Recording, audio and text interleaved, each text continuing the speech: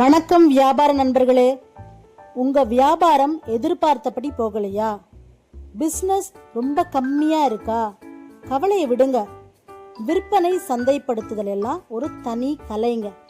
Sales and marketing is an art. அது எப்படி அப்படின்றத ரொம்ப சுலபமா நீங்க கேபி கிளாஸ்ல கத்துக்கலாம்.